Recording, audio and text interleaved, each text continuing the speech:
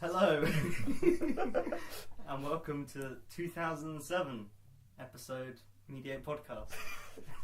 That is how the word works. Right, so yeah, it's a good year 2007. Let's have a look at the honourable mentions, shall we?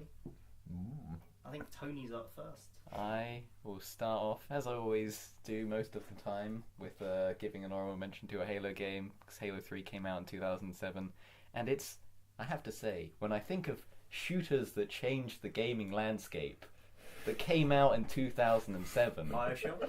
I'm like, oh man, Portal? Halo 3, what a game. What a game, yeah, honestly, just see any of my other Halo honourable mentions, what I think of Halo 3. It's a good game, great shooter, but very different to Call of Duty, which was actually picked for this year, which we'll go into. I mean, they're not that different. I mean, You're still an angry man shooting a gun at people. Okay, I've picked Super Mario Galaxy, which I was going to do a double game episode, but I think I got sort of bullied into doing There Will Be Blood. And yeah, also, like, Ethan. who out of us really has time to play like 30 hours of fucking... I mean, all of us have time for it. It's just... I'd never get you guys to fucking play it. But yeah, it's... I think the reason I didn't pick it as much is because Mario Galaxy 2 is essentially a remake of it. It just takes the game and like improves every single aspect of it. And I didn't pick that because it came out the same year as Portal 2. So... Oh, wow, so it's been lining up with each of the Portal games. Yeah. And they're two of the best fucking gaming franchises. The common systems. Apart from the Wii U Mario games, which I know Ethan's a big fan of. Because they came out on the Wii U, and the Wii U was bad. Right. A dinner tray. The Switch is the console, is the fucking dinner tray. So my honourable mention is the Simpsons movie, because I mean the Simpsons is just life for like I think most people. That bit where you were stuck under a dome, Ethan. Yeah. I think at this point though, like The Simpsons was good, and it was starting to get shit. Then the film came out, and then everything after the film is not that good. Yeah. I really like the film. The game's I mean, I that like Green the film. Day cameo. In Yeah. Simpsons. The film's great, and the game's great, and then everything after is bad. I think it has one of the best time skips, which is, it's not even a time skip, it's just like, to be continued right now. And it's great. Oh, yes, Yeah, I remember. that's- I remember watching it and thinking that was To the be end of the film. continued They were gonna make a sequel. immediately. Yeah. I need to watch that film again. I saw it so many times. What's he playing? Yeah. Grand Theft Beaver or something like that, isn't he? On one of those really retro games consoles in a shop Yeah, like straight afterwards. Yeah, I think it's just one of the. Isn't the villain like just the fucking like the environmental part of the White House? Yeah. No, it's off the top of my head, it's Great like the film. most successful, like from TV show, cartoon to film adaptation. It had every chance to be terrible, and it managed to be good, and I think it's commendable for that. I think In the Loop's quite good in terms of TV to films are really hard to make. Though. Yeah. You often do a TV to film if you have started a story. And for some reason your show gets cancelled, even though it's fantastic. Futurama has a lot of good Firewalk with Me. TV to film Serenity is a really good film. adaptations. Yeah, but there's pretty much just 4 episodes. Yeah, that was the hack. I don't think They just made 4 episodes together. They didn't get fucking like cinematic releases. Fair enough. But yeah, Futurama's good. It's just worse Simpsons though, isn't it? Yeah, but Futurama is worse, Rick and Morty. Right, Ethan, you picked There Will Be Old Men. There Will Be Old Men. No, I picked No Country for Old Men. It's one of my favourite films, probably my favourite modern western, and I know that we're all quite Come modern on. western of 2007 as Don't well. fucking do this. I know we all have very different opinions on the film. Some of us really like it, some of us don't like it, but I think it's a fantastic film. And basically the story revolves around this man who stumbles across a drug deal gone wrong, and everyone's dead, and he finds a satchel of money, and he has 2 decisions. He can either leave everything as he found it, or he can go against the risk and take the money, and he chooses to take the money. And then after that, a lot of people get involved, many who were originally part of the deal, and then new people who have been hired to track down the main character. And among them is Javier Bardem, who's just absolutely tremendous in this film. I know you're not a big fan of his character because you think he's just psychotic for the sake of being psychotic, right? I think that's something that I feel, but I really like the scenes that he's in. The coin scene is great. You know, talking about the one at the petrol. Yeah, station. I really like that scene. That's brilliant. You've got this great, like, you got two characters here who are just fantastic. You know, one's got the money, the other one's trying to chase him. That's just brilliant. And then you just got Tommy Lee Jones in there for some reason.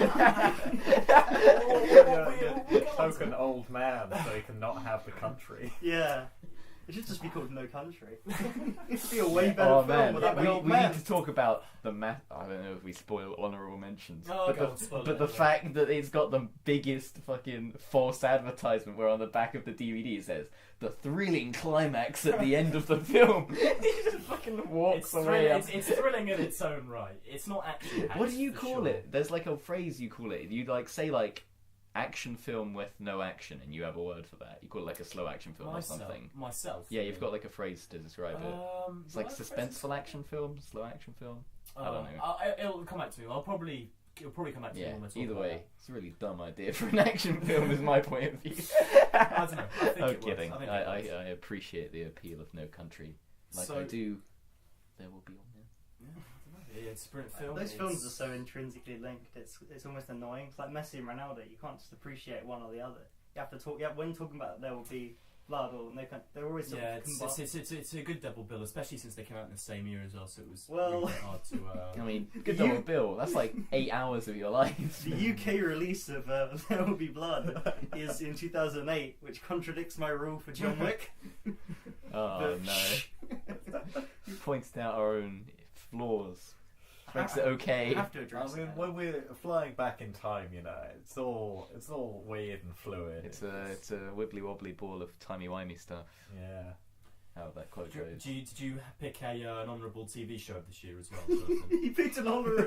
He picked in Johnny's TV roundup. Oh man! So I mean, I picked this before it got called TV Roundup. So this is a leap to radio. Well, radio shows are like TV. the same idea. It's without the TV visuals, for blind people. But yeah, so I've picked one of. It's a radio show that's just sort of stuck with me throughout my life. It's called Bleak Expectations, and it's Really quickly before we describe it, are we now only doing radio stations for your roundup, or is No, this just a one-off where it's just a we'll radio? resume our usual okay. program after this year. But yeah, no, this is a one-off radio. And it's mocking all the sort of Charles Dickens kind of Victorian-esque thing, and it's just a really great comedy that just gets more and more ridiculous. You've got an evil uncle character called Mr. Gently Benevolent, who for ages, that's why I thought benevolent was a bad word. Oh yeah, God, he's benevolent. Oh, really? He's a dick. Yeah, and you've got Pip Bin, the main character, who got his wealth from inventing the bin. Got his good old friend Harry Biscuit, who invented the biscuit. He's trying to come up with the next big invention. Their various sisters. It just gets madder and madder, and it's just really funny. And it's the main character Pip Bin is voiced by Tom Allen, who just has the most wonderful camp, posh voice that I could just listen to for ages. But yeah, it's a comedy radio show that has stuck with me. And what year did it first air? I believe. Don't encourage him. I believe 2007. At least this episode is not going to have like a 5-minute bit where we just like don't speak and go, we'll edit this out. It's a better episode. We need to fix someone's Xbox. Are we moving on to Call of Duty 4 Modern Warfare? You looked at the video game before the film, yeah? I thought we were going to do a thing. I normally. There will be old men for like next to each other. I know, but like We fucked it. I can't be asked. Should I recap Halo 3 again so when we go into Call of Duty there's a similarity? Yeah. Halo 3, it's really good. It's really good, much like Cool. Call of Yeah, let's Duty go on. 4 Modern Warfare is the second Call of Duty game by Infinity Ward, the first one to not be set during World War II. It was published by Activision in 2007. When did Rockstar get involved? Ethan made a really dumb facial expression there for all you listeners. And it was the game which single-handedly ruined video games by being so sort of revolutionary and interesting in what it was doing, and taking RPG elements for its multiplayer, and moving away from the World War II setting and not doing the feature setting that pretty much every other shooter game was doing. Well, at the time it was World War II was really popular, Yeah, and so it went forward, but Well, basically, not like it was future, which it we was have like now. you had a future shooter or a World War II shooter, and I was like, why can't we just set it like during the modern day? Well, it wasn't. It was set in this campaign is set in 2011 and sees multiple characters and plot lines all converging in a narratively satisfying way. You've got a civil war going on in Russia, unrest in the Middle East, but even worse, there's a new guy at the SAS. John Soap McTavish is joining, and so you play the most of the game as Soap McTavish, along with the SAS, and I think a character called Sergeant Gary Johnson for a bit. Yeah, something like that. Jackson, definitely Jackson. Paul Jackson, and you play as Al Fatani at one point. You play as an AC-130 gunship pilot, and you play as Captain Price in a flashback. There you go. What did you guys think of Call of Duty 4 Modern Warfare before I get really pretentious about a dumb shooter game? So I mean, I'll start off by saying I was the last one to play this game because I wasn't in a mood for playing Call of Duty. I was going right. It won't be fair if I'm not in the mood to play. I'll just wait till I'm in the mood. And then the deadline came up, and I still wasn't in the mood. So I ended up playing it, and I'm sort of like not really taking it seriously. It's just a heads up with that. So in my version, Soap is just a madman who runs around with a pistol and a knife, and occasionally he'll pick up a shotgun if he really needs it. It's good, I guess. Well, I guess we're sort of talking about the campaign because we'll get onto the multiplayer. It's really hard to review a game that came out 11 years ago. It's multiplayer without playing the remaster because every lobby is just you get killed by helicopters. Like, I'm not talking about the helicopters in the sky. I'm talking about the player avatars are helicopters. It's like a lobby full of helicopters it's running around. It's even if you go back to like Black Ops or Black Ops 2 now, it's that bad in terms of bugs. So it's not like I don't know. Yeah. It's a shame we couldn't. You sort of have to. We have to talk about the single player and just assume that the multiplayer is what every other Call of Duty multiplayer is, because this will set the precedent. But like, stripped down and not over fucking done with loot boxes and fucking kill streaks. Oh well, the game introduced kill streaks. I know, but not overdone with them. Yeah, that's what I meant. Yeah, I mean, if you go back and like read any review for this game, it is hilarious because they have to explain like the simplest detail what a kill streak is, which is incredible to think that like they didn't exist before this game. The fact that like multiplayer first-person shooters, like especially online, just didn't have like the ranking up system. Yeah, or just the idea that like having a class in a shooter. Oh yeah, custom classes. That's another one. Yeah, that's fucking something that took over that Halo eventually copied for Halo 4. I mean, this game was really responsible for all of these things. Yeah, everything like that is because. So before this game, it was just default classes. You couldn't create your own. Before this game, it was like Halo style. You just spawn in with whatever the game mode says you spawn in with, and that's what a lot of games did. Yeah. And I mean, before that, it would have been you pick up guns on maps like Halo style or like Arena. So this game sort of established what Call of Duty would be, and then everyone else copied Call of Duty because the game is so like the way the multiplayer is designed. Best killing game of 2007. This, yeah, I think 2007. I think what happens, it didn't initially because Call of Duty was becoming stale. I mean, Call of Duty 1 and Call of Duty 2 are like these incredible cinematic experiences, and Call of Duty 2's got a great multiplayer, and then the third one is just more of the same. And it sort of the franchise was almost a joke before this sort of changed everything up. So the sales are quite interesting because they're quite poor, and then word of mouth spreads because it had a really successful sort of like implementation period, and then it just became the biggest thing ever. And I think it all really exploded with Modern Warfare 2, the sequel, which is just this game but more. Meaning it's completely broken and nowhere near as sort of balanced as this is. Although the multiplayer does have a few quirks, like putting an ACOG sight on a sniper gives you 10% more damage for some reason. They didn't fix that. The Desert Eagle has no recoil, meaning you can snipe with it. Hang on, really quickly, surely that's because KSG long barrel. Your accuracy is improved if you put an ACOG. Yeah, but you just kill people quicker, like more damage. It makes no sense why an ACOG sight gives your gun more damage. But yeah, It's got like a fucking accelerator in it that speeds up your bullets. And sorry, what does the Desert Eagle have? no recoil. So normally in COD games, the Desert Eagle is high powered, but it's got no accuracy. Like the But- Scorpion Evo. Yeah, but it's almost like it doesn't. Rapid fire. It's ridiculous. It's annoying that the campaign doesn't give you like the option to.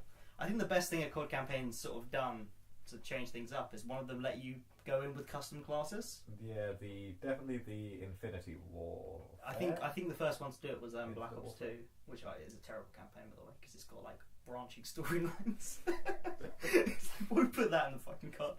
But yeah, so you don't get to sort of play with like all the guns in the single player, which is because like the balance of guns is incredible. The only problem with it is like every Call of Duty game, it definitely favours assault rifles more than anything else. Yeah. But the MP5 I mean, is to be ridiculous. honest, I was like, oh man, I love all the guns. Like I could remember like the Dragunov sniper rifle, the fucking M104A shotgun, assault rifles. Like, I can't think of a Call of Duty game which doesn't just massively favour assault rifles though. And like some of the maps, pretty much every mission from the campaign is adapted into a map for multiplayer. Plus the few that they released for DLC, and you got some. But surely they're a lot smaller than the actual map in campaign. It's a lot more compact. You'd be surprised because the way the campaign, I think it only really works when you're playing it like on hard, is that the enemy sort of positioning really slows you down. Like a mission like War Pig, that's just that. But pretty much the entire mission just takes place on one multiplayer map. Oh yeah. But because there's so many enemies, it's not 6v6. It's sort of. Actually, no. Isn't that a combination of the two? Because you start in. You start in bulk and then you move on to. And you move on to. Is it not backlot or ambush maybe? Or? Ambush or crossfire. It's one of the two. Yeah. But yeah.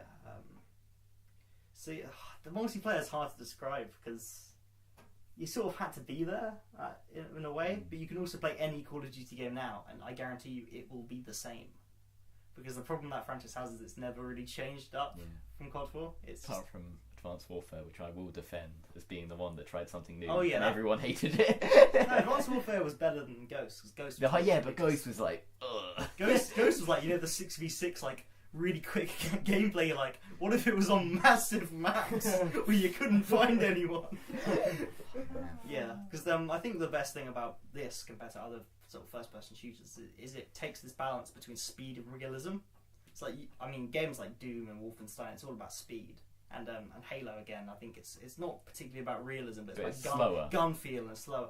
COD perfectly balances this idea of speed with like not ridiculous reloading times, which I think like the sleight of hand perk and like when fast hands comes in, it just is ridiculous. It sort of has like these realistic loading times, but smaller maps, fast-paced gameplay, sort of stuff like instantly respawning in after seeing a kill cam. It takes a lot of elements from other first-person shooters, and really what it does is streamline them. Because I think you could argue that Halo 2 is like, well, the original Halo is the first big sort of console first-person shooter game. Yeah. But this is the first one that like fucking like made it so idiots could play it. Like Call of Duty is so simple. Like the menus and the layouts, it's like anyone can play it. And that's like Halo's like PES, and this is like FIFA. One's got better gameplay, I know, but this just streamlines it and fucking like they get loads of psychologists in to play little tricks on your brain. So every time you rank up, you get a noise that just fills you with joy. Genetically engineered beat that is when you level up. Yeah, it's just it's ridiculously addictive just seeing that bar increase. And I think the only reason people are sort of sick of it now is because of It's been overdone. Yeah, it's definitely. like. To be honest, I think it's really interesting because I can see almost that this game like started a lot of the idea of that military aesthetic that comes in a lot of the gritty military aesthetic that comes into a lot of later games, like the fact that it's about fucking night vision goggles and calling in like airstrikes and all that, and you have the D-pad of like special powers, and it's the. You can see that it got the good balance between being realistic and like starting and being fun as well. Yeah, that's what the game perfectly balances. And the kill streaks are great because there's 3. There's 3 kills is a UAV, 5 kills is an airstrike, and 7 is a helicopter. And because there's no like get 40 kills and end the game, it doesn't encourage camping. So when you play a game of COD 4, the maps are so open and so expansive. They're almost designed for you to getting to 7 without dying is almost an achievement. Not in a way that sort of hinders players, but in a way that means anyone can play. You can, because I mean, you play a camera with a gun, so you're just running around like in this extreme game of hide and seek, and someone just pops up in front of you. They turn a corner, you get a kill. I mean, anyone can. I come from a background of playing Call of Duty very young and being shit at it, and then coming back to it now. And actually, when I played the multiplayer, I'm getting like 4.0 KD, and it's more fun when you're good at it. But I think anyone can have fun with it. And this isn't even taking into account the single player, which is not what we've been talking about. Yeah. Should we start going over a bit more? Yeah, the single player? Ethan, what are your experiences playing the single player campaign? I really enjoy the single player because I think the funny thing is, you said it was a very realistic game, and I think the gameplay is that, but the storyline is the complete opposite, and I really, really do like that because. It's what you were talking about, how a nuclear explosion's going on in distance and people don't seem to be that phased. Oh, when I was talking about the nukes, I was because I'll talk about the nuke moment because it's incredible. But towards the end of the game, when they're launching all those nukes, and like while they're telling you that in voiceover, Price is just like, they're going to kill 50 million people, but we're going to stop them. But yeah, I mean, from the get-go, they during the training session at the beginning of the game, they kind of throw you in. Fruit skilling kills are remarkable. They are remarkable. How a Muppet like you pass selection. Look how I then just shot him a lot, and he wasn't laughing then. Friendly fire will not be tolerated. Oh, John. man. Friendly That's something fire I want to isn't. complain about in a second. Oh, man, can I just... Yeah, but Ethan, that's you just not knowing what your guys look like. No, I mean, Oh, yeah. a lot of the levels are in kind of like a darkened area, and it's hard to differentiate between Oh, yours that's- and them, and especially if they're making If you it look at fast. Halo versus Call of Duty and the amount of ridiculousness Halo goes to make sure the enemies are easily identifiable by making them fucking bright purple and red Yeah. versus Call of Duty. However, I think it does an alright job with it because if you look, You stay with your teammates most yeah, of the time. but if you look at So some it's of the not enemies, if they you're have their fighting RPGs on their shoulders, which gives them a different silhouette. But I think that's actually pretty impressive. I mean, it has to find that balance, right? fair enough. But when you're fighting ultranationalists or whether you're in the Middle East, I just don't think that there's enough of their character design to. Yeah. I mean, they're all soldiers, and Yeah, I yeah. don't. In broad light, it's a lot easier, and especially when you're in the Middle East in a Also- desert kind of area where people are just going around wearing not headbands. What do you call them? What, Desert Raps or turbans? Yeah, whatever. When No, you're- Nori turbans. Oh, yeah. I can't I remember think the that'd name be a of bit them. on the nose Yeah, I with know, the yeah. Middle East. just everyone in Russia is wearing Everyone. those... Oh no, the fucking Imran Zakir's son, he's just fucking in a tracksuit. Oh, that's great. He's He's in a tracksuit with an Uzi. That's all you need. Adidas tracksuit. Yeah, straight out of Mirror's Edge, just all wearing blue. Fucking jackknife. When you Behind his get back. into Act 3 and you've got to storm the nuclear base, that's when it specifically gets a lot more difficult because you aren't just fighting soldiers. And when you're down in the bunker and it is very, very dark and you're not really sure where your teammates are because you're trying to go ahead and get some It's terrain. very narrow corridors at that Yeah, point. exactly, and then it gets a lot more difficult to really just you're them Yeah. and I'm I me. mean, it obviously peaks up in difficulty towards the end because that makes sense with the tension of the game. But I think it does a decent job of being like not too impossible at most sections. To be honest, Yes, I mean, I this played it on wasn't hard. something that was One happening every shot, 10 one kill seconds. is really hard. yeah. To be fair, that But, like, was I- bugged, I- right? And it got patched later or something. There's so many ways Oh, of doing okay. that. Like there's so many little spots you can just stand in when no one shoots you. Yeah. It's almost I mean- like they want you to cheat your way out of that situation. But from the get-go, you get sent in, and you are working at this incredibly relentless pace. It's not a gradual change in explosiveness or action. It's just 100% from the beginning to the very end, and I really quite like that because you're never bored and you're always doing new things. You'll be blowing up tanks there. You'll be getting across the map in 2 minutes over here, and it really just throws a lot of different things at you. And then differently to Red Faction Guerrilla, there's quite a good stealth aspect to it in certain levels. I mean, no, there's I just hate changed Call it. of Duty stealth. There's To be fair, well, Call of it's Duty really always- simple. It's the best way to do it, which is just don't stand up. Yeah, And that's it. Just do what the guy says, and I like that. Oh, stuff. man, COD great games gameplay, just doing To exactly. be what fair, their but voice it's like tells you. it's like a break, because normally you fucking rush ahead of your teammates, but this one it's like he's taking the lead in like Yeah, every yeah, Well, yeah, every you've moment. got a captain. That's the point. It's Yeah. like, you're a fucking private. You follow your like.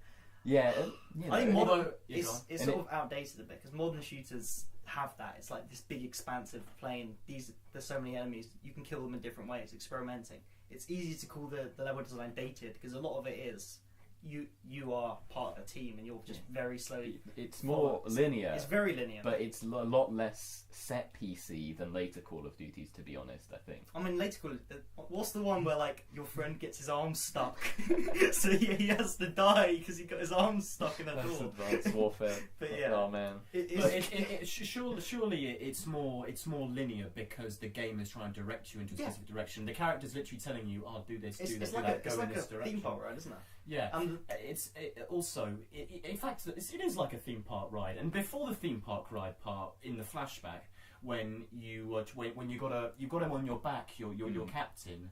It really the way he gets injured. Then. when you're in the building and you're trying to Doesn't get out use of the it. building, it is a very, very kind of precise route you've got to take because doors will be locked here, there'll be debris blocking this entrance, and it is a lot more easy to navigate. And I don't think I like that as much. I think in certain levels when there really is so much stuff, it's nice to have some sort of idea of where you're meant to be going. But when you're in a big building, I think it'd be nicer to explore it a little bit and try and find different routes to get out of it, sort of like a puzzle game aspect to it, than literally just that door's locked, there's debris there, I guess I'm gonna have to. Well, get I think straight on. certain parts of the game do have that. Like there are like the bit I'm thinking of especially is before you go underground to stop the subs towards the end of the game. Yes. The nukes. And there's all the sort of hatches that open. And there's like a big expanse. of sort Yeah, of play. yeah, I think that's true. I think the game's pretty balanced in terms of corridor shooting and Yeah, sort I of, think it does especially with the Afghanistan stuff. Well, the Middle East stuff. more. Sorry, where you have a level which Is is it in Afghanistan? Do we know that that's the country that? it's all definitely that playing happens like the Afghanistan Iraq sort of Okay. angle, isn't it? in? Yeah, yeah, It's yeah. a Well, two- it's one of the two, sure. It's a 2007 Complex game. Syria wasn't geopolitical important quagmire enough. that is the Middle East.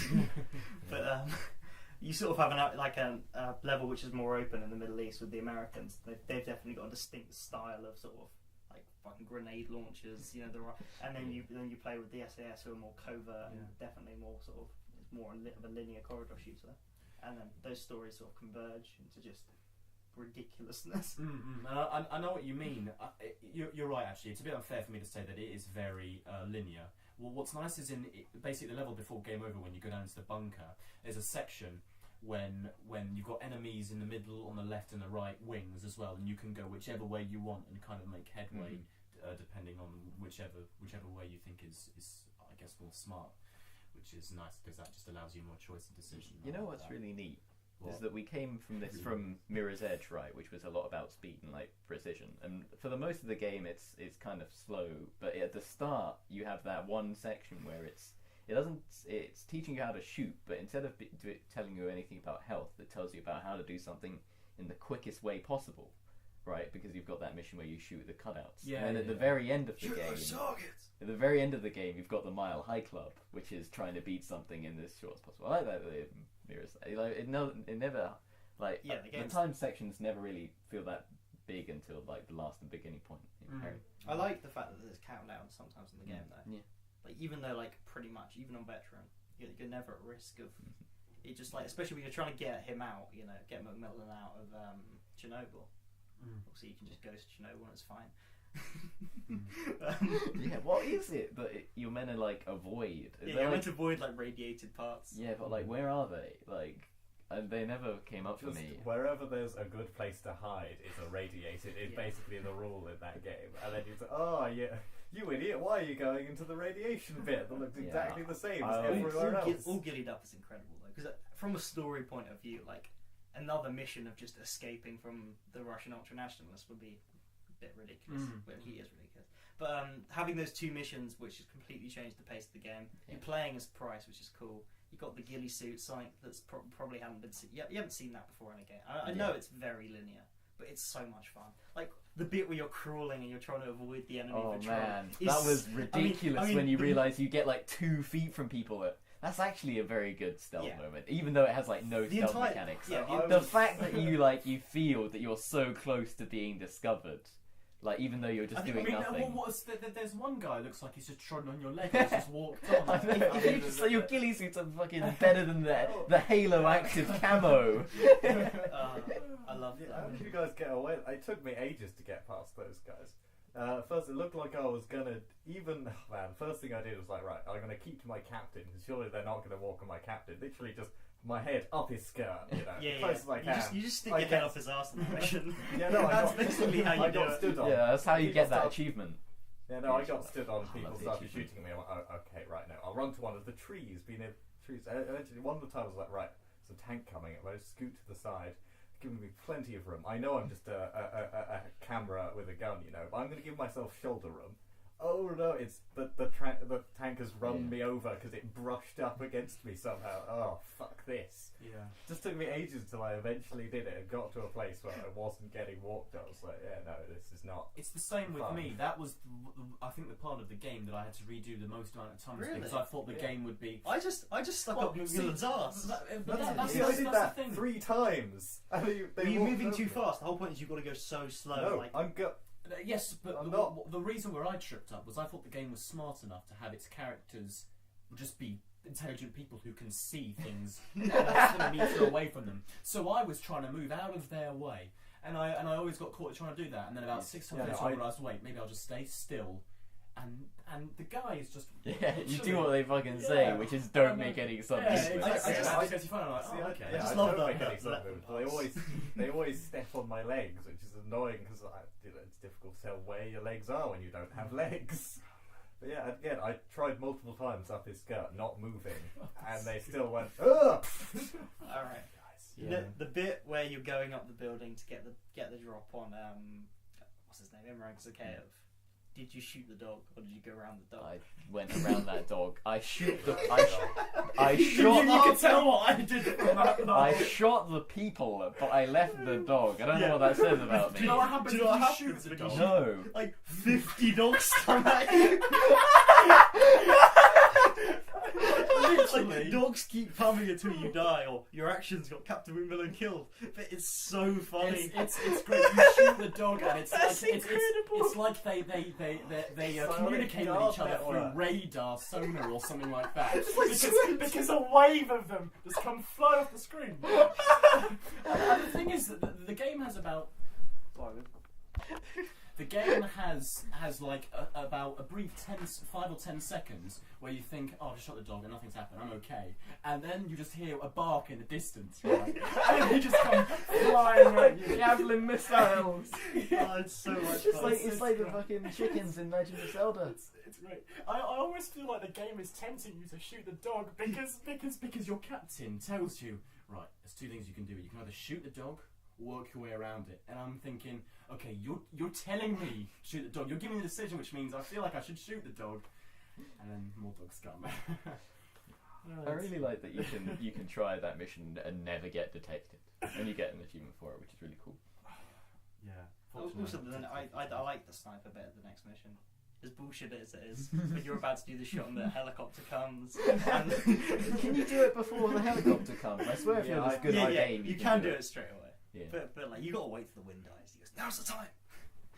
See, I waited for the wind to die, and then the helicopter came, and then he ran away. It was like, oh, I guess the wind never dies down then. I'm gonna have to make a ridiculous shot. Yeah, he suggests that you might be able to wait for a bit, and the wind might just be in your favour, but it never does, and you really just have to angle it at very, very specific. I know we could talk all day about how good the levels are, but what about the story? I genuinely, even if it's from a guilty pleasure point of view, think the story is good. It's complete madness, to be honest. I do like it because it's structured in such a way it's like really clever in the fact that like you see the whole thing is from the mission where the credits like show and you play as Alpha, and that's an incredible moment. Yeah, that's because like dying in a first-person shooter is weird. That's the best bit of the game, I'd say, is that moment where they get the credits. Well, it's the second moment in which one of your characters dies. I think is the best bit. But like, first of all, so it sets up this guy as the villain, and then you get him, and then you get the phone call, and it just a new villain comes out of literally nowhere. And this is established with the flashback. But yeah, taking away control from the players and sort of forcing them from that moment, you establish the fact that you can die. This is a thing, and then the nuke happens, and the mission where the nuke goes off, and first of all, it just comes out of nowhere. But like that mission is so good in the way it sort of plays tricks on you, and the fact that you have 3 missions before it, which is essentially the Americans saving people. Like, we built a tank, yeah, we're fucking doing it, and then you're getting out, you're chasing after Al-Assad. It's fine. The only female character in the game goes down. You're like, oh yeah, we're gonna save her. We're gonna save the American. Faux hammer. Yeah, you go down, you save her. The music's going off. You're like, yeah, this is amazing, and then it just takes away control and makes you watch like all the people around you and yourself die. I think although I can't remember anything about any of the characters in this game, it tells a great story through its tone because of the fact that it is both like a fun war game and also an actually like pretty intelligent commentary on war despite itself. With that nuke scene and the AC-130 gunship. It's very intelligent, but it is in no way subtle. I mean, every time you die, you get a quote. Telling you about how bad war is. The AC-130 gunship section is actually really good because of the fact that it says pretty much nothing other than presenting it how it is. And the fact that they're not like demonized as being fucking monsters in the military. They're not shown to be like hyper patriotized, like, oh, the military can do no wrong. They're just like people doing a job, and it's shooting people. It's eye in the sky, right?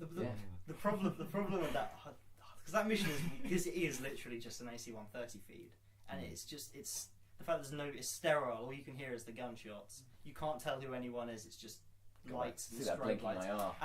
And you have your pilot talking to you and like going like, oh, good shot. I mean, that is the most realistic depiction of war in any game ever. I hadn't actually considered it from that point of view, because when you're doing that mission, it's very difficult to again differentiate between your guys and their guys. Homes. Exactly. And yes, it might make you restart the mission if you injure one of your own men, but I guess that's a good point. In that kind of environment, it's difficult to tell between who's on your side and who isn't, and you end up getting casualties because of it. I guess, I don't know, after having watched Eye in the Sky, I sort of playing this sort of moment, it's like, oh, Eye in the Sky, it's like, a good thing. I really like how it deals with this, so I didn't really think about how this dealt with is Eye in the Sky the name of the chapter level? No. Oh, yeah, because I was talking about the film. Yeah, that's the film. You are? Yeah, sorry. That's what I'm saying. The film. That's why I can't judge how good this is, because my only thought throughout playing this was, oh, Eye in the Sky is really good. As a film. Although giving like an interesting commentary, you get the real narrative dissonance between the campaign and the multiplayer, of which no military shooter. I'm glad I didn't play the multiplayer after having that opinion.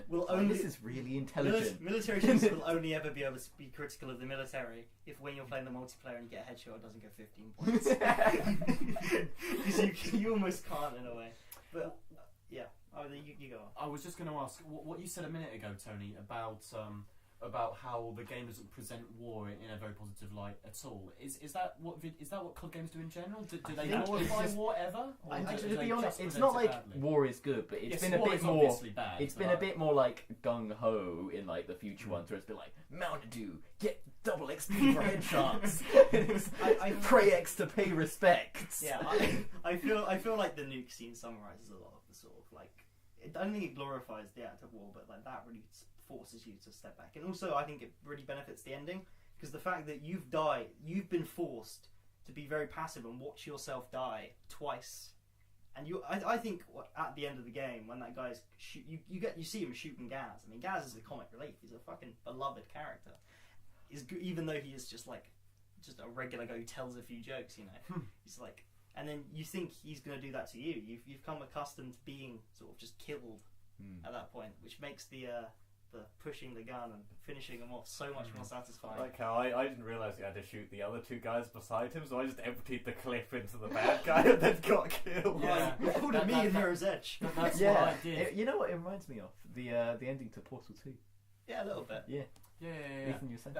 No, but you're right. It's the kind of thing where you have just one action left to fulfill, and then you've completed the game. There's no more. It's just shooting a couple of guys and the main guy in the middle. And also, like, you getting saved. I mean, that's the one plot strand which was left unresolved, which is you rescuing Nikolai for no particular reason apart from the fact that he's your friend, and like that gets payoff. And also in the end credits, you get the comment about the sub going down, and the cover up ends up becoming the intentions of the main villain of Modern Warfare 2.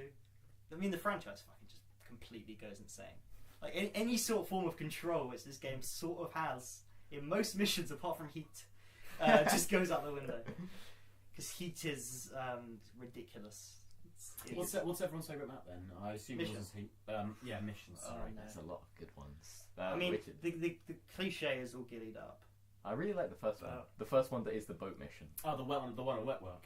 Yeah. Oh yes, when the ship starts sinking, you've got to make that one really is interesting. How it like shows you the same level in two different ways. If Heat was really good, then that would have been good because it shows you the mission from like before again, like the landscape in daytime. I think my favourite's probably the no fighting in the war room, because it's so linear and just because it's so tight. And it starts off being a bit more sort of expansive, and also you got the time limit in that one, which sort of forces you to be more aggressive. And I really like the one where you have to provide sniper support. Oh, and that guy is as much as a meme as he is. That's a good introduction to the game. I think my favourite is probably Warpig, and what I like about it so much is that I don't claim to have an extensive knowledge of warfare, but I like how it feels realistic in the sense that you're not going flying up and going very, very quickly. It's a very steady and slow. You're just trying to get forward because there's so many enemies that you can't. You literally can't just go quit level in 5 minutes. You've got to take your time. Is Warpig the one that starts at night?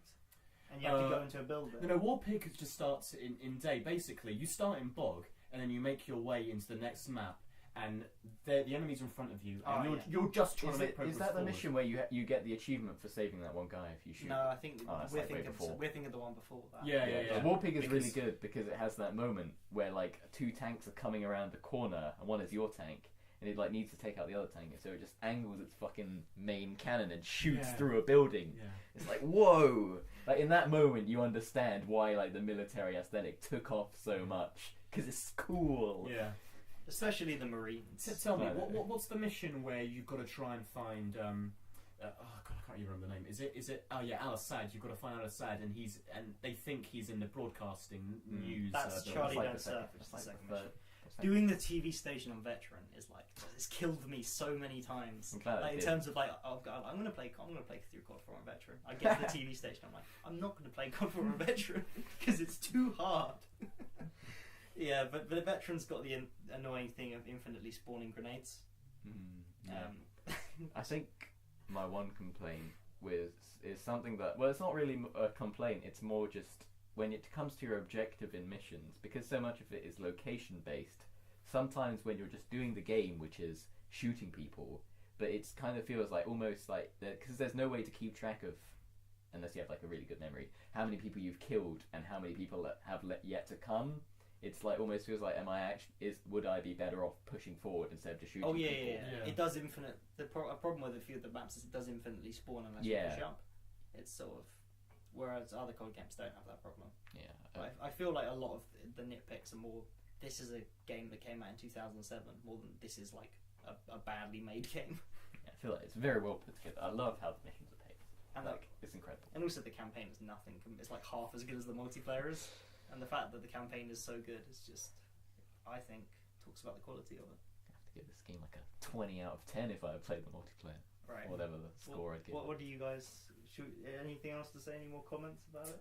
No, I think I've said my due. Unfortunately, I can't really talk about how revolutionary the game is.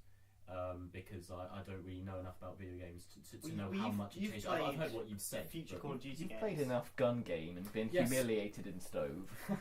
You blew that 40 kill lead.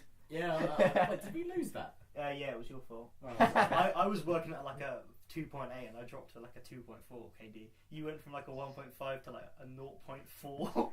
You just run in, get killed.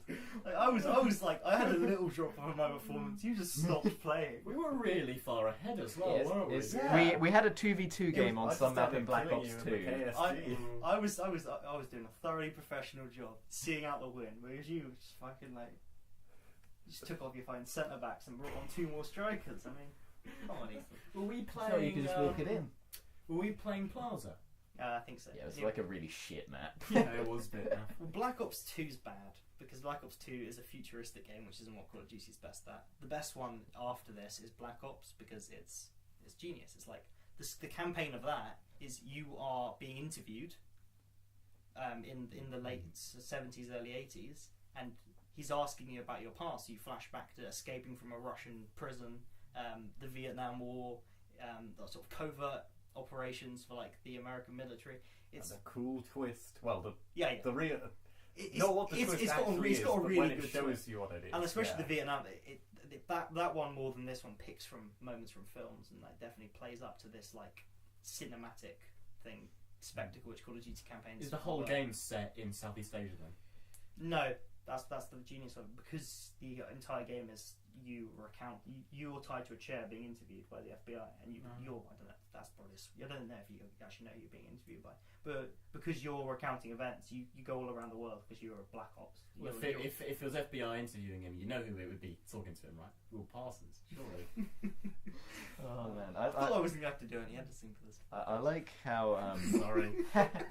you know I can't. Okay. I like how this game is a bit before COD. Like, I know there are some ridiculous set pieces like, so we need you to stop the entire nuke army that's being launched or whatever. You need to go through the entire international. Oh yeah, it's not as bad as Ramirez do everything. Yeah, which is like the Modern Warfare 2 one where you literally had to. He was like, "Get off the roof! Get off the roof! Get back on the roof!" Protect Burger Town. Oh my god! I really want to play it now. It's like does a really good job of this is like the phrase people would describe for old COD, which is like it makes you feel like a cog in a machine instead of being like the ridiculous one-man army. Yeah. I mean, I like that more. It fits more with Speaking of one-man army, mechanics. the Modern Warfare 2 perk, one-man army, can go to fucking hell. What's that? Do you know about it? It lets you switch classes mid-game. What the fuck? But, that sounds really cool, but is it really broken? No, because what people do is there's a perk which means explosives do extra damage, and the pro version means grenade launchers, fucking grenades for grenade launchers do extra damage. So people would just do that. They'd fucking like get one hit kill with a grenade launcher. They'd use up their 2. Then they one-man army switch to another rifle with a grenade launcher. You must have heard of noob tubing. Yeah, I've heard of noob. Yeah, that's like classic. That's what noob tubing is. Oh man. So yeah, the multiplayer wasn't as broken as it's that. It's like the noob combo in Halo where you have the plasma pistol and you switch to a fucking rifle. My Halo weapon of choice was I just got 2 plasma pistols. Or the chargy ones. Pew. Yeah. Oh man. Anyway, now we're just talking about Halo. I know. Should we rate Call of Duty 4 Modern Warfare? Right. Who wants to go first? I think Johnny should set us off.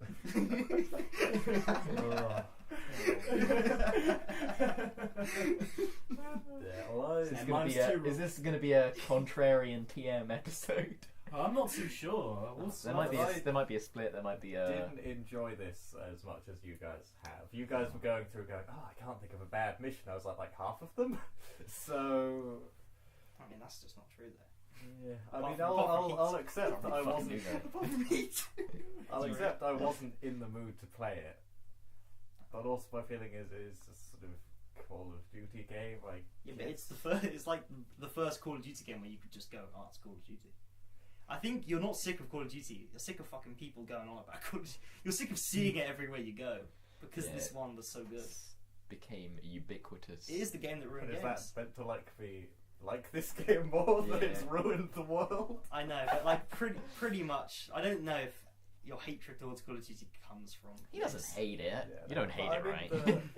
No, but I mean the main other ones I've played being Black Ops, the second one to this, Modern Warfare 2, and also World at War. Do you like Black Ops and World at War more?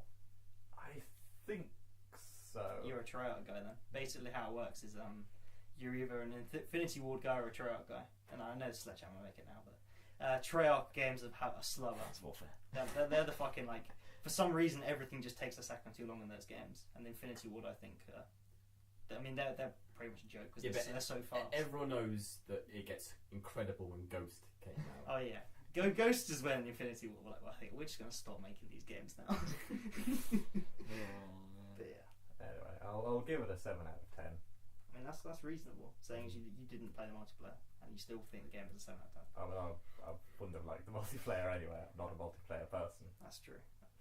I mean, I don't know, because a lot of people, I think it would be very easy to get addicted to it if you allowed yourself to get to level 5. I mean, you just get to the very simple, lethargic Call of Duty sort of unlocking a new gun, unlocking that. God, unlock that riot shield at level 41. That's like Black Ops. Is this the one where you had a video of you leveling up as like a box or something? Yeah, but that was from the in the remaster. The remaster, for some reason, kept the single player exactly the same, but the multiplayer, they added all these like ridiculous game modes.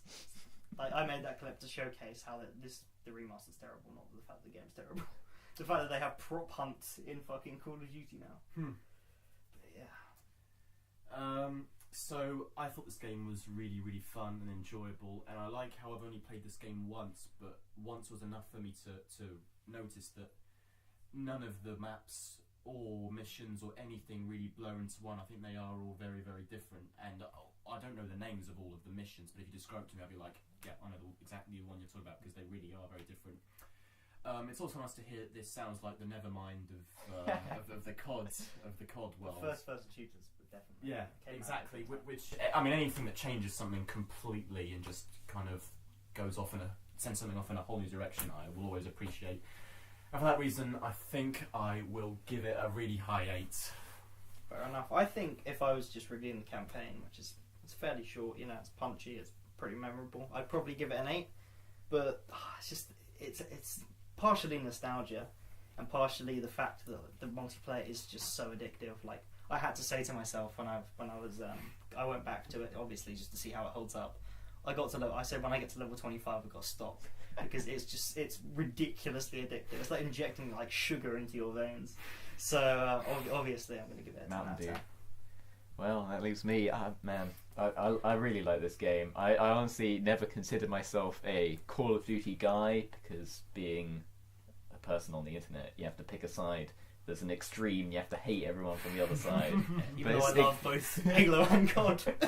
Yeah, exactly. So, but looking at Call of Duty and seeing one of the best games it has to offer, I really appreciate it. I like its tone. I think it's intelligent with it. Its mission pacing is incredible, and its weight of like movement is like not too overblown, right, with the guns. Like, it doesn't do too much, and that's how you know that it's really well done. It's balance, isn't it? Yeah, it's like almost light, even with all the heavy weapons, of just how quick it is to kill people, and that responsiveness Johnny, of control. While you're on there, can you go into my column and give Bioshock Infinite an 8? Oh man, I honestly wish I could play the multiplayer and go into it a bit more and give the game like fully more what it deserves. But from my brief experience with it, and with the knowledge of how much it's changed gaming for better or for worse, just the fact that it is as momentous as it is, I think I'm going to give this a solid 9 out of 10. Nice. 7, 8, 9, 10. Is there a strong rivalry between the COD franchise and the Halo franchise? Yeah, it was a bit. Okay. It was a bit more pronounced earlier, when there were literally 2 fucking games in existence that were Halo and Call of Duty. Now this was the one that, because the biggest 2 games of 2007 were Halo 3 and COD 4. Yeah, and it was the thing that people thought Halo would win, but Halo, well, I say win. But like COD had like a bigger sale by the end of the year, so that's what people thought Halo would win, despite the fact that 2 studios simultaneously make Call of Duty games and churn one out every year. It's a bit different because COD is yearly and Halo is like once every 4 years. I'm not gonna. Don't like. Bungie panicked and made some total shit. I'm not talking ODST. I'm talking the story of Reach. You could see where that comes from, with like Microsoft being like, okay, you guys want to be independent. You owe us 3 more Halo games before you're out of our ownership or whatever. And I still think they're all right. They hold up. All right. I think we should move on to. I could talk about Call of Duty all day, or COD 4 in particular. I keep talking about Call of Duty while you guys talk about There Will Be Old Blood. Okay, There Will Be Blood. Okay, we're going for a 2007 release. So it's 2007 Paul Thomas Anderson film starring Daniel Day-Lewis, and it starts in the very late 1800s, and you follow a silver prospector, Daniel Plainview, who stumbles upon oil in an accident, and essentially in the first 15 minutes of the film you watch him as he grows his business, and the majority of the film takes place with him following up on a lead in a place in California, perhaps, where he goes into a small town sort of dominated by this church and this like figure, Eli, and it's how he manipulates that town to do his own bidding. You see how oil sort of corrupts the town and how it corrupts Plainview, and the film, we're obviously going to spoil it, but towards the end you get to see post the Great Depression how it's affected America through Daniel Plainview and like sort of how his character's developed. You say you're not going to spoil the ending, but we definitely will. Obviously we will. Not only will we spoil it, we will ruin it by memeing the ending. That's true. But the I drink your milkshake. You lie. But, Boy.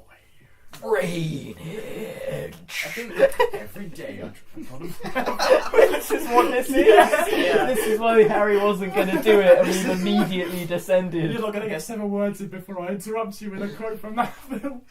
we'll come to the end scene, okay? Yeah. Eli. We'll definitely get to the end scene. We'll get there, okay? We'll get there when we get there. Okay. I think it's pretty much flawless. Okay, I think the biggest criticism Deal with Union or what? the biggest criticism of it is pretty much what's happening around. Should we just get rid of Tony and Ethan, and me and Harry will have a proper conversation about Okay. this? Alright. I think the biggest problem is what's happening here. It's because it's a Daniel Day-Lewis film.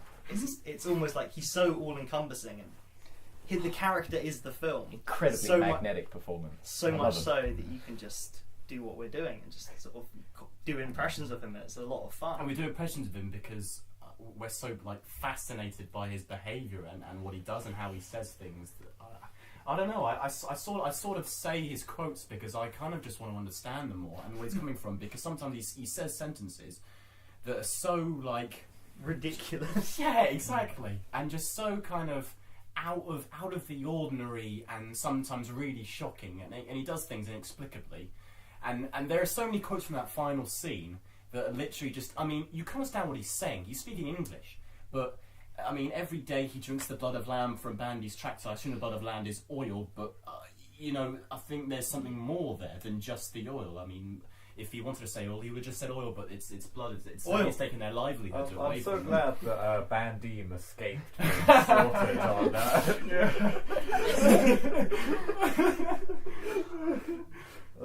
yeah, because I was like, Bandy, I swear I've heard that Bandy name sauce. before. Then just after watching the film, Bandy. Bandim! I think it's the best character introduction of all time. Introducing him with that 15-minute sort of, with no sort of. I mean, there's like 2 words of dialogue, but there's no prose. It's like the start of Up. Yeah. The fact that you're introduced. Yeah, exactly. That's one of the best character introductions of all time as well. The fact that you sort of see this man who's so driven, he'll claw himself with a broken leg all the way across into the next. Like, you see that open expanse in the opening shot, and there's no way there's civilization within miles of that place. And he drags himself because he's so sort of motivated. Yeah, what I love is the film opens with a very sort of discordant sound. It's like, why is it opened with this? It's not yet. It's just scenery. There's no reason for that to be a thing yet. You have like him mining, then you have him falling, then you have him going up, and then you have the sound again with the scenery, and then you suddenly realise why you had that sound before. It's because he's alone in the middle of nowhere, and you begin to realise, you start thinking more in terms of what it actually is like at that time in America. You're on your own, basically with nothing there. The score is incredible. I mean, it's provided by Johnny Greenwood, the Radiohead guitarist, is he? Yeah, he's Yeah. lead. But I think Plainview, in a sense, is an embodiment of capitalism, if we're going in that regard. And this idea of like the single, like the American dream. I mean, you're not wrong. Yeah, this The sort of rabbits. profiteering man and how he sort of corrupts the system, and it draws in. I don't know. I know the books are. I'll tell you a bit about it. The book's dated, obviously. Very dated. But from what I've read about people who've like read the book and they've analysed it, it doesn't focus on the religion aspect as much. Whereas I think the film jumps to the conclusion of these businessmen versus these preachers, and how like sort of they exploit their good fortune, and the preachers exploit them for their own financial gain, and that sort of in a sense leads to the Great Depression. Yeah, so unfortunately, I don't think I read enough of the book to get to the part where the actual storyline begins. It's about a 500-page book, and I read close to 100. I think I made it to page 80, and when I got up to page 80, he was just describing how he constructs his derricks and how he actually drills for oil.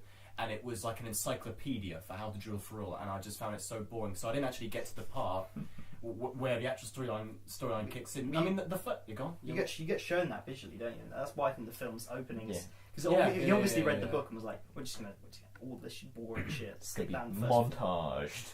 Exactly. Yeah. I don't like to be completely overwhelmed by action 24/7. But if something's too boring and there just isn't enough to keep you interested, then there's just no point to keep reading. And I think the film, while it's completely devoid of any sort of action, there's only a couple of scenes where there's Well, there was that. where- There's big set pieces in this film. yes, but they're filming They're- that way. they're but, like but there's few and not far like between in that there's 2.5 not hour like a long lot film. that- Exactly. Yeah, I mean, you know what I mean. The only like action heavy scenes are the ones where the oil well goes up in flames, but a lot of it is just people talking, and you know, furthering the plot through just dialogue. And I don't think that's boring in any way. I think What this film does really well is with the music as well. Just every scene, there's this undernote of tension, especially whenever you see anything to do with the drill. All you've seen when you see the drill is someone get hurt or die. yeah. So you're instantly worried, and it creates this idea of like the constant. I don't know. That you realise how desperate Uneasiness? uneasiness and how desperate these people actually are to be choosing to work here, being forced in the situation where they have to work here out of choice, and even for other scenes where it's just people talking to each other, there's still. Especially later on, where you get more of the idea of Plainview's insanity. You realise everything could end with something bad happening. One of the characters getting hurt because everyone has a gun, basically, and it's just I don't know. Yeah, it keeps a lot of tension for a really long film. I think every time with Plainview, I rewatch the film, I'm surprised how much humanity he shows in the opening sort of part of it. Because when you come out at the end, you come out with this idea that he is just this monster, and then when you rewatch it, it takes a very long time before that starts developing, and a lot of his worldview is presented through dialogue with Henry in a way I think is slightly heavy-handed in the fact that character is I used to think it's just a plot device. I see that there's more to that character now than I originally thought, but. You can see, I get what you mean, where it's like he needs someone to talk to. Yeah. In a sense. Yeah. Because his son is deaf. And his son. he just like Quotation marks. yeah, He's a just bastard like from Alaska. he just like describes like the central point of him that is that he can't. He's not that he just wants to succeed. He wants everyone else to be miserable. Yeah, and that's the reason why he'll never be happy. Yeah. Which is almost even when he has everything that he's ever wanted by the end of the film, he's still as you said, he's gone completely insane. The thing is that he points out is that he wants something to do. When people come saying, "All right, we'll make you a millionaire for your oil," it's like, but then what would I do?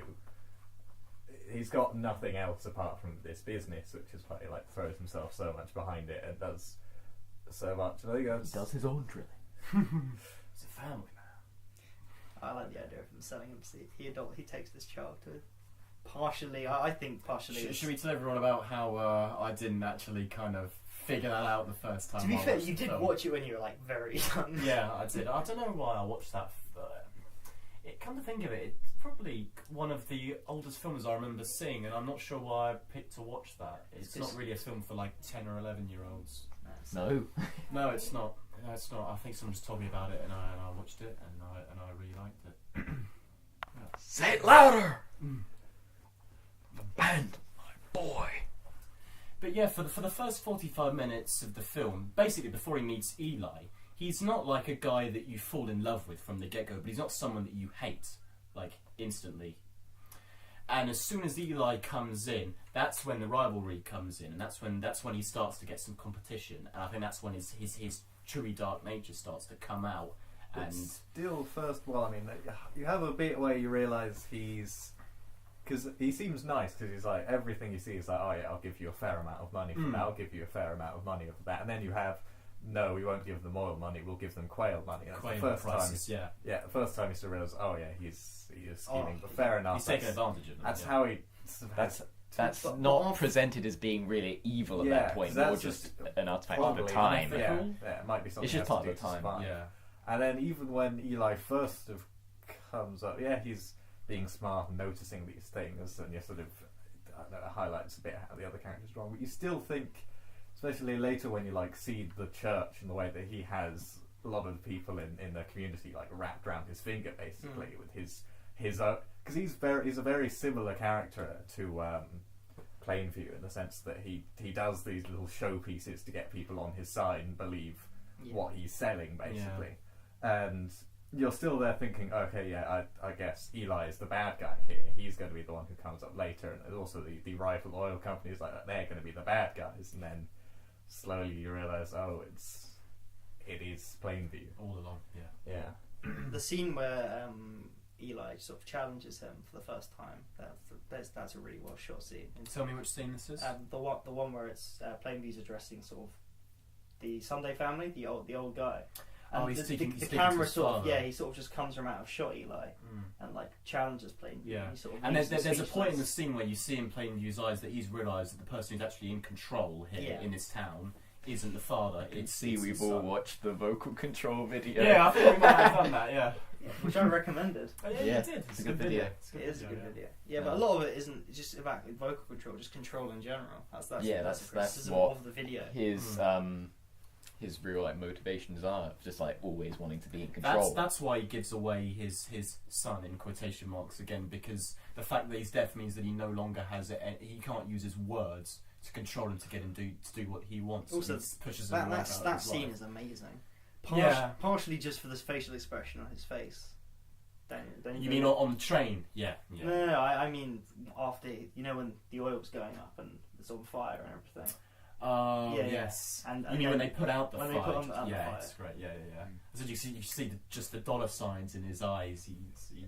And also like just the bit where he's being baptized and he has to say louder, like I have a band of my boy. And he gives Eli a look, and then after it's finished, like the way he whispers to Eli, it's like there's so many little touches. It's the way that he mentions something to him, and it's inaudible, so you can't hear what he says. But the facial expression on Paul Dano's face, he's quite happy, and then it turns into a frown very quickly as soon as Daniel departs. And it sort of happens all the way to the side of the frame as well. So it's really something. I mean, it's noticeable, but it's not like centre at the time. It's just these little things happening everywhere on the side, and it just makes it more real. I guess it's something that's actually happening on the screen. I think this film comes down to whether you like it or not, whether you believe that performance, because the film is the performance. Yeah. Like my mum doesn't hate it, but she dislikes it because she thinks that he's over the top, and he's just going. He's hitting that point, and he's just going a bit too far because he's Daniel Day-Lewis. If you think that performance is overbearing, you don't like the film. That's exactly. Pretty much the rule. Because you're right. He's the beating heart of the film, isn't he? Yeah, and like at the end scene, coming at it from any angle apart from having watched 2.5 hours before it is ridiculous. It's a joke. Yeah. But I think the point is that it's over the top and ridiculous. But when you're watching, even when you've got there, it's funny. But when you're watching the film and you're there, it's not funny. It's horrible. Yeah. He beats a man to death with a bowling pin. A guy who never. In fact, I was going to ask you guys. So, do you think that Paul Dano ever considered Daniel Day-Lewis to be his enemy? He always saw him as a friend from the beginning to the very Well, I think end. when he was getting beaten on it. Yeah, okay, fair, obviously. I mean, when the guy's killing him, oh no, you're still my friend. It's okay. Beat you. But I mean, before that, I mean, he goes to him to what does he do again? He goes to him to Try and ask sell him him for a new lease. Isn't Bandy's tracks, right? Yeah, Bandy's track. Yeah. Oh man. I think my main criticism, very wary of saying this here, is the fact that, well, first of all, there's the time skip, which is how the film ends, right? And it's just as his son is beginning to learn to talk again with sign language. That's a really good use of That's a really good transition. It's a good transition, but then you realise, hang on, you've missed, because there's a very, it plays up the tension of he's just come from being baptised, and he's just brought his son back, and he's trying to look like he's making amends with his son, and it's like, and the son clearly rejects him for abandoning him for God knows how long, and then it cuts 30 years into the future. It sounds like you're telling me you want the film to be longer. I know it sounds like I want it to be longer, but if anything, it's incredible at building tension, but it's almost too good at building tension. It's incredibly like, has long drawn out cuts, and once you're like 3/4 into the film, it's almost a bit exhausting in how much like every moment is like something's going to go wrong. It's like, do you think it's jarring the time jump? It's less more that I just expected something to happen. Like, I felt like it would have skipped important things in terms of timeline, and that's also comes back to when there's the first speech where Eli is going to give the blessing, and you never really see the moment where Daniel Day-Lewis doesn't let Eli do the blessing. It's sort of implied that it was either skipped before or just didn't happen afterwards, and it feels a bit unnecessary. I don't know. Well, it's more just you don't see it not happen, which is a weird thing to say, but it's just like, I don't know. You see him standing there expectantly, and then then you hear Daniel Day-Lewis saying things out of what he had wanted. Yeah, exactly. To be said I saw that from him. the video. I don't know. It's more just it felt a bit for me that it's like, I don't know. It felt like it skipped over it a bit. Well, I think in a way, like as broad as the film is, it's made up of a lot of very small and particular sort of moments. Mm-hmm. And the fact that it's like an individual story which represents a whole lot more in the wider context of America at the time, and sort of it represents a lot more. But like it is just made up of very small moments. At the moment where Plainview sees Eli preaching for the first time, and the moment where he gets baptized, and sort of the entire sort of the arc he has with Henry, where he's trustful and lets his guard down, and he admits to him what he thinks about people, and then gets played in a sense, and then is again forced to sort of do the baptism to get what he wants because of the smallest thing he wouldn't meet with the guy when he was buying land at the very start. Mm-hmm. And that's also an incredible moment, sort of when you just see all the people coming in to sort of drain that bit of land and exploit the sort of the people there. Mm-hmm. I think it's a pretty good film. Well, I don't want to be the only one to just be hating on it for the sake of hating on it, but it almost felt to me that it's the story of watching this man like deteriorate as the film goes on. Like he goes from being somewhat like ambiguous as to whether he's morally good or evil. Yeah, I don't like that. I'm glad you changed it. Somewhat likable. He was never likable in the first place. Well, I don't know. He just wasn't hateable. You know? Yeah, exactly. So, and he's, he at least he saves that orphan kid. Fair enough. He's got redeemable qualities at the beginning of the film, and that comes back at the end when he's like almost regretful as to what his life has done. Yeah, it's weird. You wouldn't have a film where you have a character, be very badly injured, and then so drag themselves, across, however long that was to save themselves as a seemingly heroic effort. You don't usually have that for a character that's the bad guy, basically. So it's sort of, from the point of view of how it's being filmed, you're expecting this to be the hero of the piece. Mm. Yeah. And just the fact that I don't want to say I'm disappointed with how the film went, because I respect it so much in terms of how well it's shot and it's composed and how it tells the story of the fact that he deteriorated over time. but I just can't help feel a bit like I wish it had, like, because it's about that baptism. You can almost tell there's the moment, like, for a fraction of a second, there's almost the illusion of that he's realised, when he says, "I've abandoned my boy," you can tell that he realises he really has done it. He like loses control in that moment, and it's almost as if he looks back and realises, yes, this is what I've done. And so from that point on, when there's the time skip, and then it just goes back to him in the future, and he's even more bitter and even more like distrusting of the entire world. So what would you have rather? He becomes a nice guy? I don't know if that's what I would have rather happened, but it's almost what I expected to happen. I think with that, which is a bit weird of an expectation for me to have, but it's, I don't know. It's But something surely that guy's gone on such a path of self-destruction. Yeah, exactly. He can never come back. Exactly. From the other So side. when it's at the end, it's he kills Eli, and that's like the climax of the film. And it's, what does that say about him? You know, when it's like, because he's already killed someone before. It's not like that really settled their rivalry, if there was one, in any definitive way. It's just like, yeah, I guess I just killed you when I felt like it. I think it's because he's run out of things to do. He's sitting in this big house. He's won. He's got all the oil. He's got all the money. Everyone else is suffering around him whilst he, should be having a good time. But he's not got anything to do anymore, and that's why this person comes up who he's sort of probably fantasized about killing because it was such a thorn in his side earlier on, and now he's just slit his throat while he's sleeping. he's just got this opportunity to like do it, and he's got nothing else to be there. And just the fact that the film ends with him saying, "I'm done now." I don't know. I think it's a very interesting ending because there's obviously something after that. There's people probably have to. He's probably going to get arrested. To be that. fair, he got away with it last time. There's no reason you would assume that he would not get away with it. I think the killing at the end is his final pathetic. Yeah. Because everything in the film, every piece of violence is a slap. Every feud is petty and ridiculous. Yeah, exactly. Everything is petty and small and sort of biggest sense. I think that like undignified killing, Bourdain's ridiculous screaming, and then it just falls silent. And then the film ends. I think that's incredibly effective. And also with when it flashes forward, I feel like everything that's happened is implied. And I don't think he particularly had a problem. The moment he has a problem with his son is when he wants to leave him, and when he becomes a rival. Yeah, I think because you can tell because the son goes up and is saying, "I love you, Father."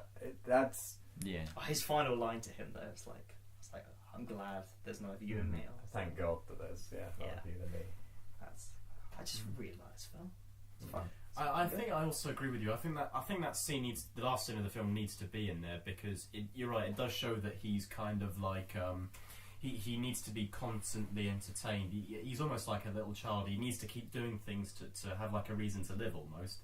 It's also the moment where it just goes to show you how much he dislikes Paul Dano because it's the part where he tells him he wants to sell him a lease. And Daniel Plainview tells him, "Okay, well, I'll sell you the lease if you admit to me right now that you're a false prophet and that God is just a superstition." He does so. Plainview's just humiliated the guy completely. Yeah, and it mirrors the say that you've abandoned your boy. That's true, exactly. He's just getting back at him. But it's also afterwards about how he says, "Oh, that oil's already been done." And brings up his brother as well. There was also played by Paul Dano.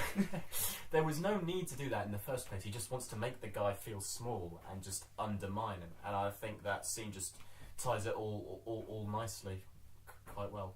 And yeah, we always go back to how great Daniel Day-Lewis is in this film, and he really is something special because I told you, Tony, at some point recently how people often go on about the fact that he's a method actor to the point that he will be in character on set. I mean, on set, everyone they called him Daniel. He's like, "Call me Daniel." They did the same thing with Paul when he was playing.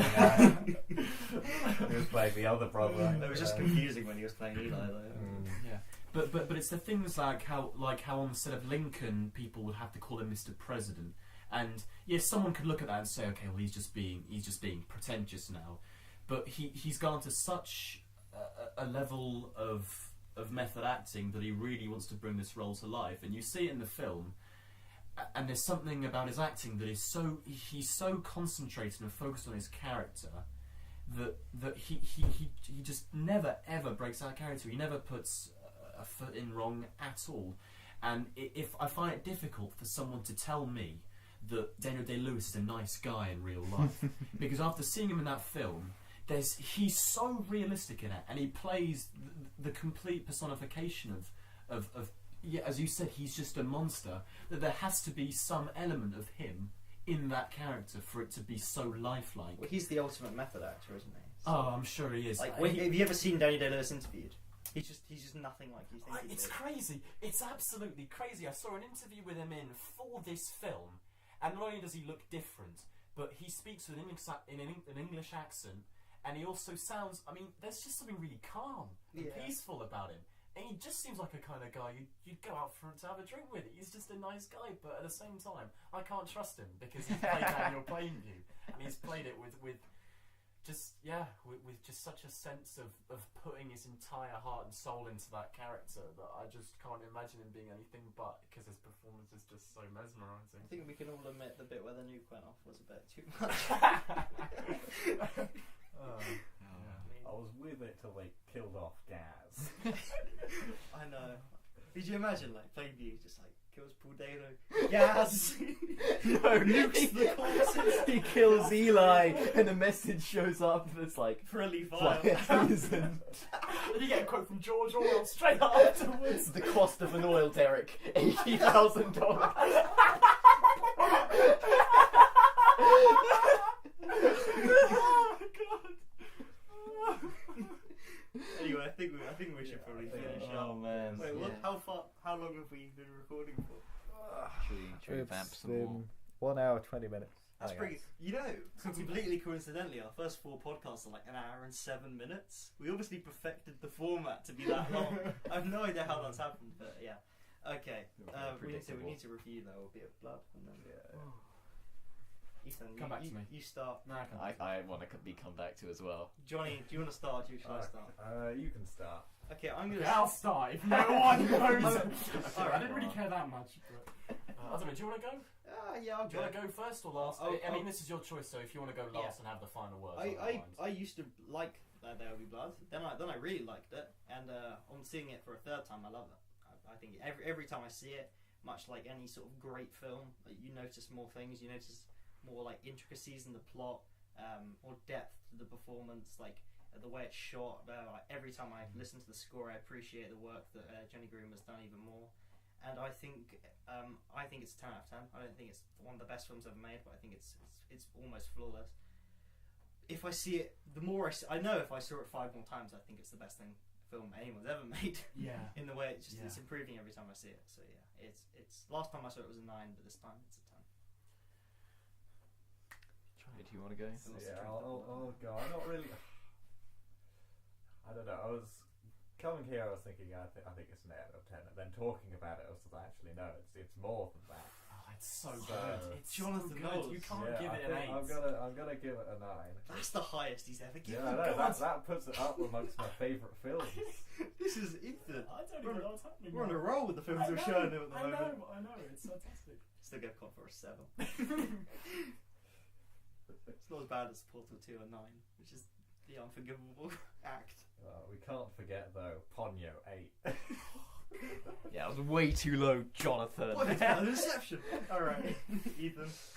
We'll come to Tony last. So yeah, as you've already said, That's a downer. yeah. Yeah, I should go. Can You we wanna get, go can we next? No, get, you go can next. we get a 10, 9, 8, 7? You know, same as Call of Duty. Let's downsize our score.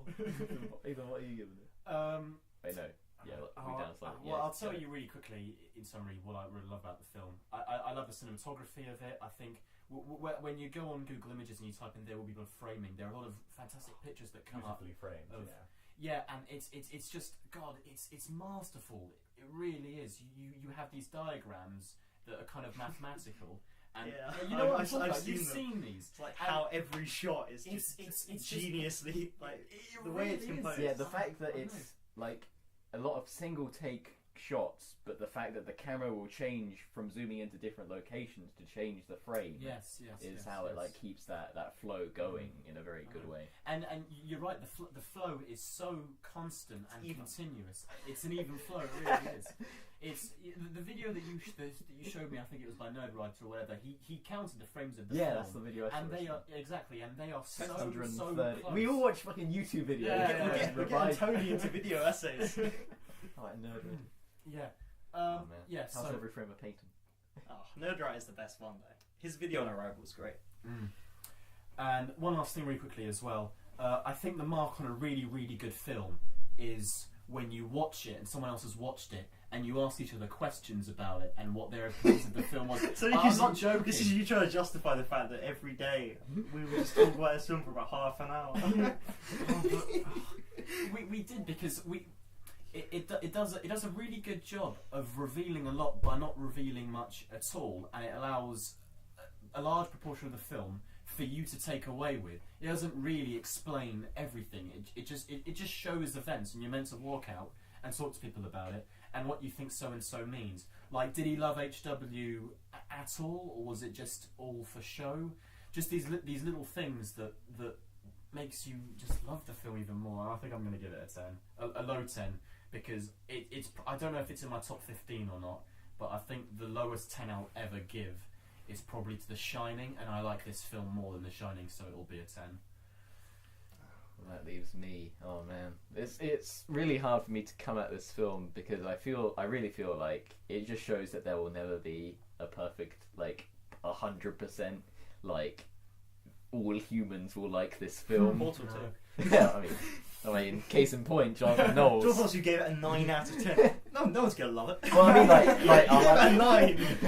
Like that everyone. Well, if you give this a 10, it's the same as Portal 2. So. I mean, Tony's not going to give it a 10. No, that meme's dead.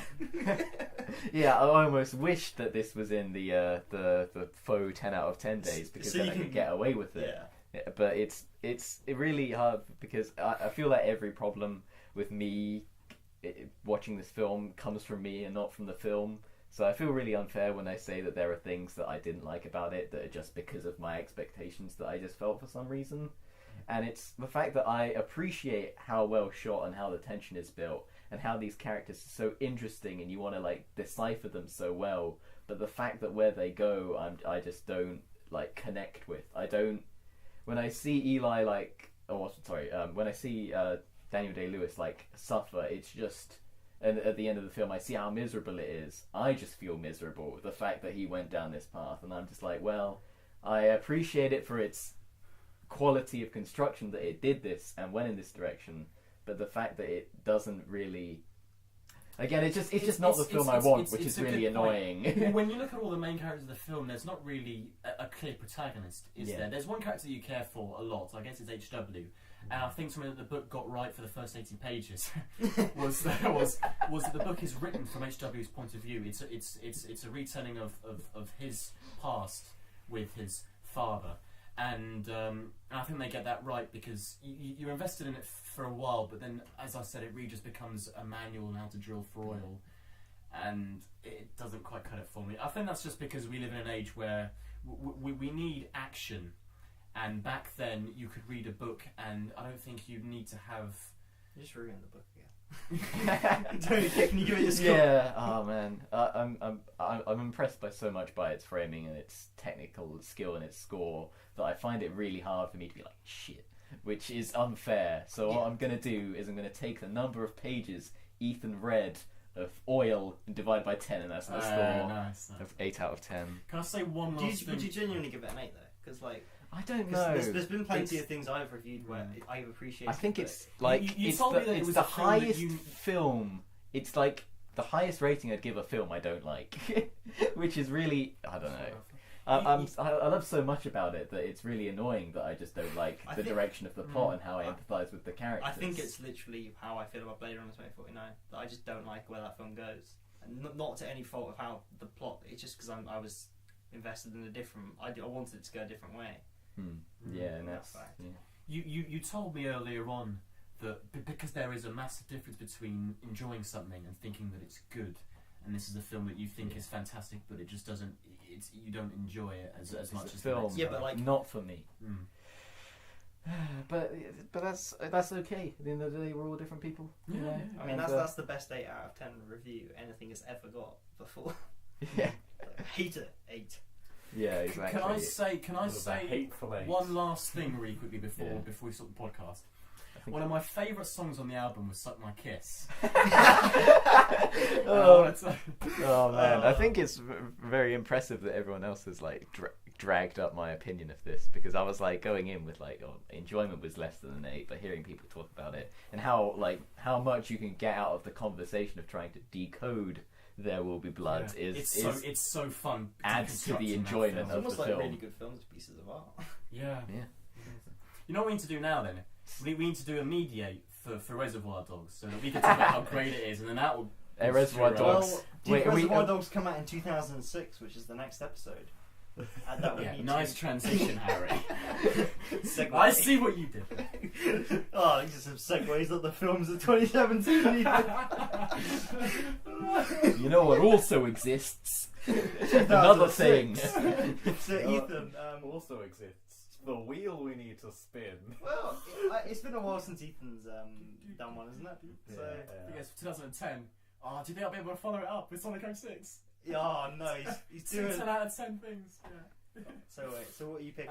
So I've decided, to be honest, the film might change because I've changed it so many times. Oh, It don't. revolved between The Departed, The Prestige, or Children of Men. You've got It'll to probably be The Wicker Man. Departed. You've got The to Man, possibly. Avatar. So yeah, you maybe. have to, okay, you have to cement it now. Which film are you doing? I picked The Departed, but my honourable mention will probably be The Prestige or Children of Men. Well, And the video game that I'm going to pick is Sonic 2006. Actually, Sonic the Hedgehog that came out in 2006. It's a fantastic game. I can't wait to review it. Yay! well, that's a thing that we need to replay. I'm looking forward to it. I'm looking forward to playing a different game and then just talking about that one instead. I'm looking forward to us all playing Sonic 06, then going back and retroactively giving everything one score higher. Differentiate between the 1 out of 10 that we're going to give Sonic. You'll love this game. I mean, admittedly, it's bad for sure, but you will love it. Is it It's like so the cool. opposite of There Will Be Blood? The quality is so low, but the Yes, enjoyment is that's so literally high. it. That's exactly what it is. Yes, the opposite of There Will Be Blood. Just press the storyline, right, and you'll know what I'm talking about here, because there's some meme-worthy shit in that. Is that the first swear word that we've done on this podcast? No. It's a joke. Right, are we going to wrap it up? Yeah, I think we should. But We should all get We them. should get the plain view out of us. We need to fucking. I need you to tell me you're a false prophet. False prophet. I'm a false prophet, and God is just a superstition. I drink it up.